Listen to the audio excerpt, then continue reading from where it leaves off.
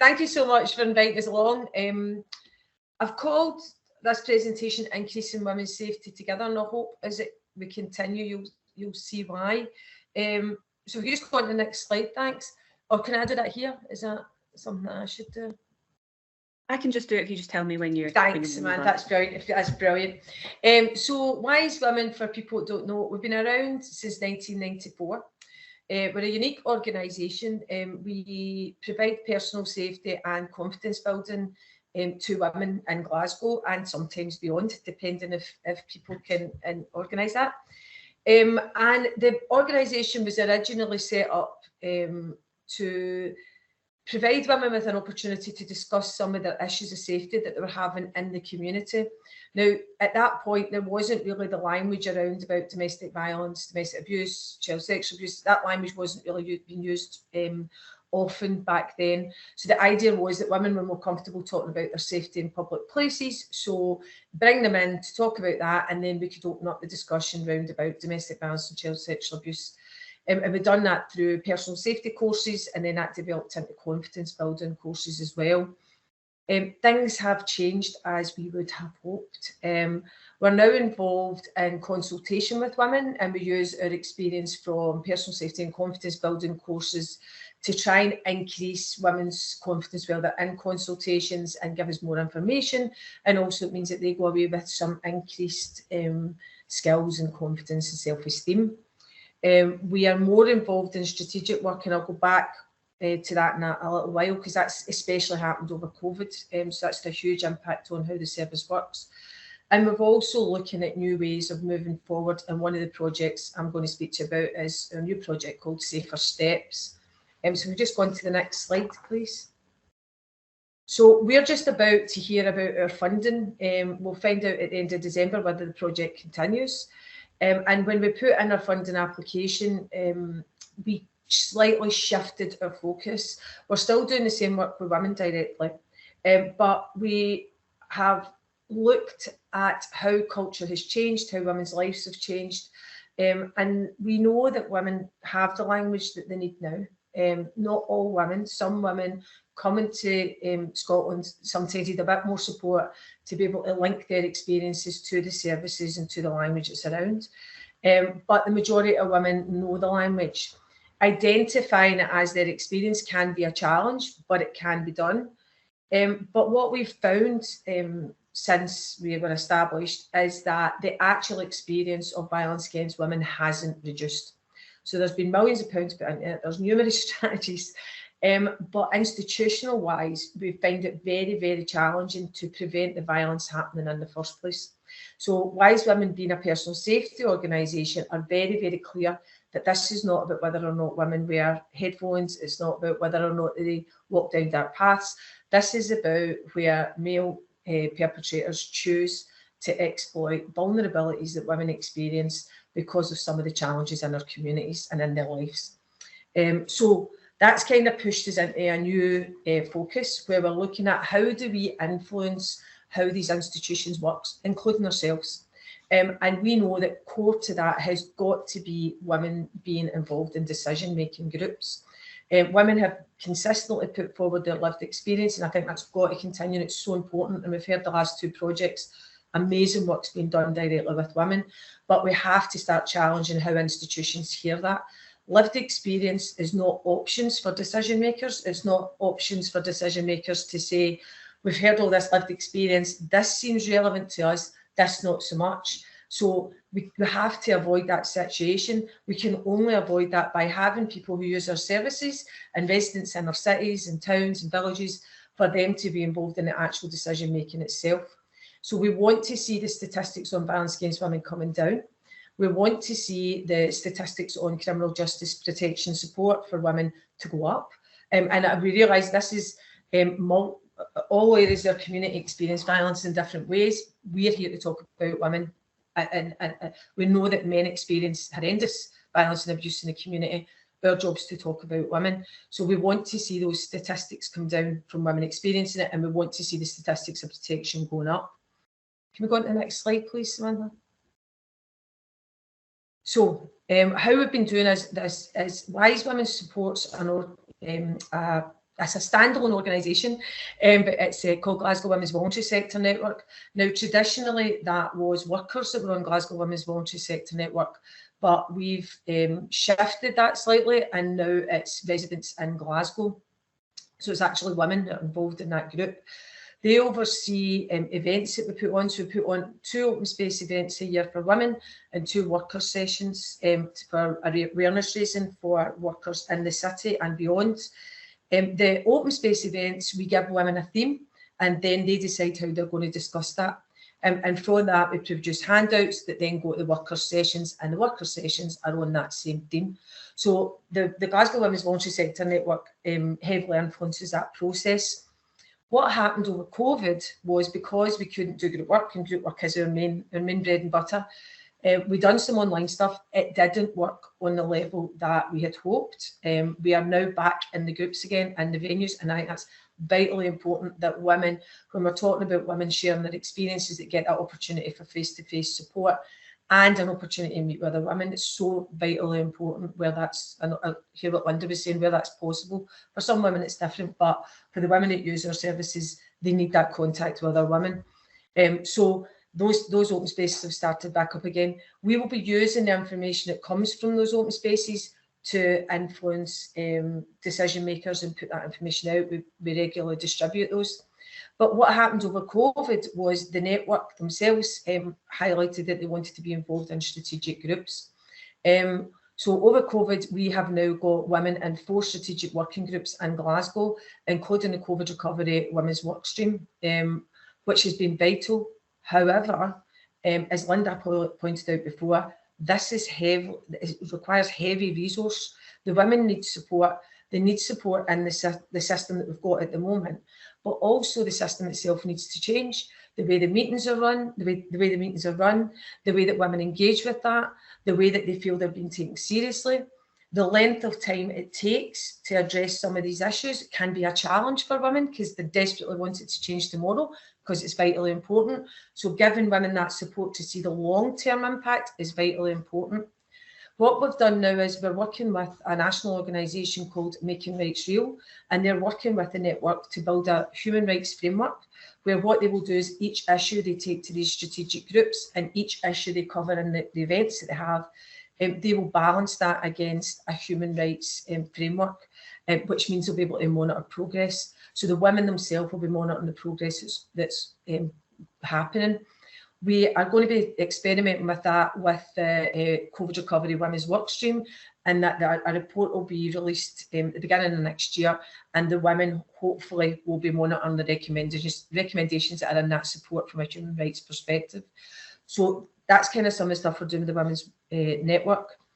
So the women are on the strategic groups. We look to increasing that. We had one woman yesterday who's talking about an interest in transport, because women's experience of public transport in Glasgow is extremely difficult, and often that's for intersectional reasons. So women with disability, women from Black minority ethnic communities experience particularly difficult times.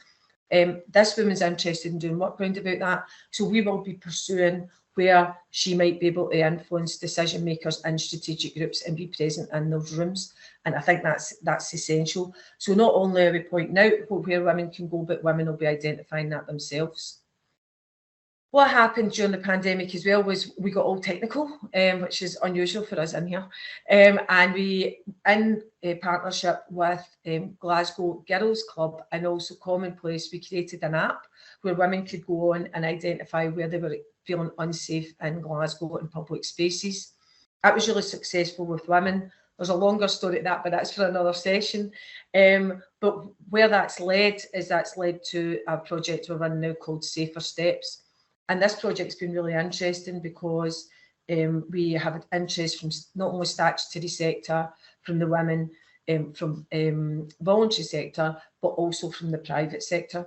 So we've done what we're calling safety tours with women at Balfour Beatty's new Stockenfield Bridge site, where women have went on and pointed out some of the things that they would like to see change for women's safety and for their experience of the bridge itself.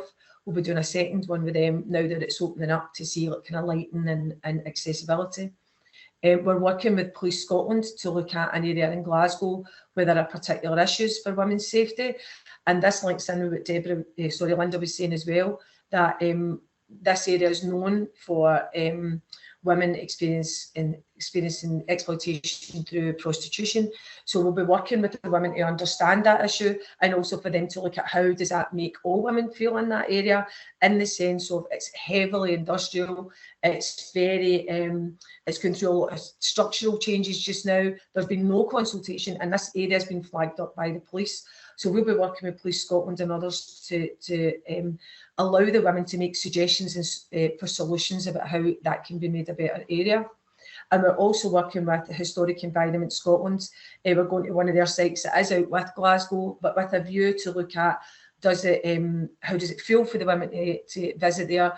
But also this particular site we're looking at has reference to domestic violence in history, and is that something they can replicate across other sites. So we've been working with a variety of people on that, which has been really interesting because we're getting that interest in people approaching us, which is unusual. I think that the key for us has been we need a variety of consultation tools, and what we're trying to do is use our experience as an organisation to see where we've learnt lessons and how that can be adapted into the current time frame. So we've adapted our confidence building and personal safety courses. So they were originally 10 weeks. We've reduced the confidence building to 6. And in the last session, we're using that for consultation as well. So with any courses that we're running, the women will have done the confidence building, and then we'll have an opportunity to contribute to any consultation that we've identified as relevant for violence against women. We've had an online consultation where we've invited women in, and that will be happening twice a year. And what we're going to do is upload the information from that consultation on our website so that anyone can go on and check the progress or not for some other people. So it will highlight where there's not been progress, but for the women, they'll see that it's highlighting where there has been progress, and also that it has been taken seriously, because we understand that women are subject to numerous consultations, and very rarely as an individual women in the community see the results of that consultation. So we want to be really careful that that doesn't happen.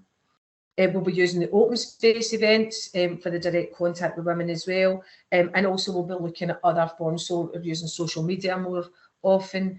And also we've got Women's Network coming in to have that discussion as well. What we're very conscious of is that the network, although they will be representing women's experiences in these groups, they are only at this point 10 women. So it's vitally important that those women have access to other women in the community that then influence what they're taking to these strategic groups. And the women in the network are very, very clear on that. They can only represent their own experience at that point, and they want more opportunity to hear the experience of others. And I think that's vitally important when we start to look at some of the groups that we've heard about earlier today, which has been brilliant, about what who is actually being represented, how people get their voice heard.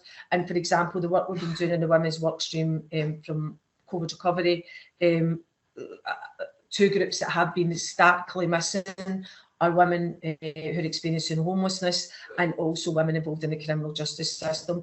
We know this, but our experience is that nothing's really changed at this point. There are fantastic individual projects going on, but how that influences the overall approach for women, we are not seeing significant change at the moment, but we do recognise that it's a huge juggernaut that we're trying to turn.